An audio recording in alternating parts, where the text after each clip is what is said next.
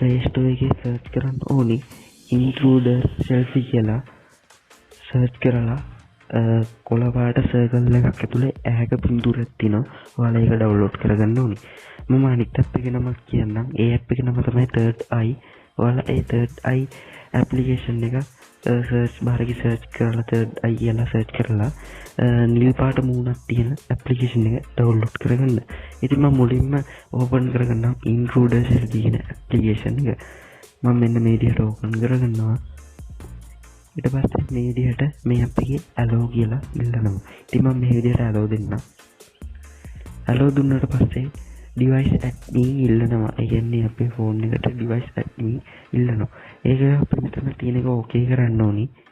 okay කරාට පස්සේ අපිට මේක active කරන්න තියෙන්නේ. active කරාට පස්සේ අපිට මේ app එක පාවිච්චි කරන්න විතරයි තියෙන්නේ. ඔයාලට මේ app එකේ setting වලට එහෙම යන්න නම් ඔයාලා අතන උඩ ඉරි කැලේ තුන ටච් කරන්න ඕනේ. ටච් කරාට පස්සේ මෙන්න මේ වගේ එකක් එනවා. එහෙම නැත්නම් ඔයාලට ඉරි කැලේ තුන ටච් කරන්න අවශ්‍යතාවය නැහැ. මෙහෙම අදින්න විතරයි තියෙන්නේ. එහෙනම් මම මෙතන දෙවෙනියට තියෙනවා setting. මම මේ setting කියන එකට යන්නම්. ඊට පස්සේ මෙතන තියෙනවා ඔයාලට ෆොටෝ වදින්න ඕනි කොච්චරක්ද. ඒ වගේම ලොක් එක කීවතාවක් ගැහුවමද ෆොටෝ එක වදින්න ඕනි. ගැලරියට සේව් කරන්න ඕනද? ඔන්න ඔය විදිහට setting එකේ තියෙනවා. ඉතින් ඔයාලට ඒව වෙනස් කරගන්න පුළුවන්. එහෙනම් ඔයාලට පුළුවන් ලොක් එක ඕපන් කරන්න. වැරදි ලොක් එකක් ටයිප් කරලා ලොක් එක ඕපන් කරගැනීමේ හැකියාව තියෙනවා. ඒ වගේම අනිත් app එක ගැන කතා කරොත් ඒක Third Eye. Third Eye එක මම ඕපන් කරගන්නම්. මෙන්න මේ විදිහට තමයි මේක ඕපන් වෙන්නේ. මේක මේ විදිහට allow ඉල්ලනවා. ඔයාලා allow දෙන්න ඕනි.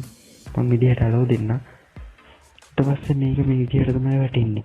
ඔයාලට පුළුවන් අර කලින් කියපු app එකේ විදිහටම මේකේ අර number වෙනස් කරගන්න. ඊට පස්සේ ගහපු photos තමයි මේ තියෙන්නේ. ඔයාලට පුළුවන් ඒ photos මේ පැත්තේ photos log කියන එකෙන් බලා ගන්න. ඒ වගේම අරගෙත් යට අරක ඇද්දට පස්සේ gallery කියලා තියෙනවා. ඔයාලට පුළුවන් මේ gallery කියන එකේ photos ටික බලා ගන්න. ඔයාලා මුලින්ම phone එක බටන් එකකින් off කරලා නැවත on කරලා වැරදියට lock එක type කරන්න.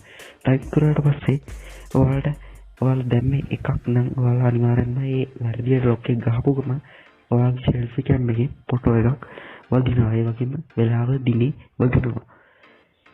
ඊට පස්සේ අපිට මේ application එකට ගිහිල්ලා බලා ගන්න පුළුවන් වැඩිච්ච ෆොටෝ එක සහ දිනේ වෙලාව ඕපන් කරනකොටම මේ application එක ඕපන් වෙලා ෆොටෝ එක අපිට පෙන්නනවා. ඉතින් අන්න ඒ විදිහට මේ application එකෙන් අපිට ඒ විදිහට බලා ගන්න පුළුවන් වෙනවා.